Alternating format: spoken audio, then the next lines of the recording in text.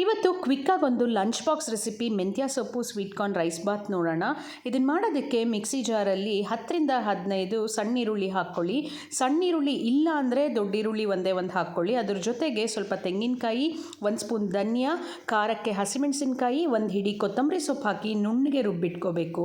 ಈಗ ಕುಕ್ಕರಲ್ಲಿ ಮಸಾಲೆ ಪದಾರ್ಥಗಳನ್ನ ಹಾಕಿ ಸಣ್ಣ ಈರುಳ್ಳಿ ಸಣ್ಣಕ್ಕೆ ಹೆಚ್ಚಿರೋದನ್ನು ಹಾಕಿಬಿಟ್ಟು ಜೊತೆಗೆ ರುಬ್ಬಿರೋ ಮಸಾಲೆನೂ ಹಾಕಿಬಿಟ್ಟು ಚೆನ್ನಾಗಿ ಹಸಿ ವಾಸನೆ ಹೋಗೋವರೆಗೂ ಫ್ರೈ ಮಾಡಬೇಕು.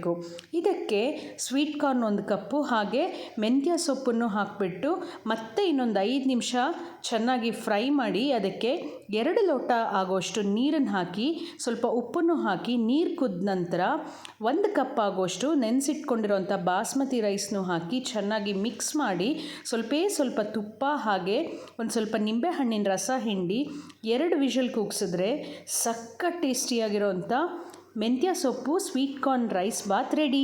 ಡೆಫಿನೆಟ್ಲಿ ಇದನ್ನು ಟ್ರೈ ಮಾಡಿ ಹೇಗಿದೆ ಅಂತ ಹೇಳಿ. Thank you.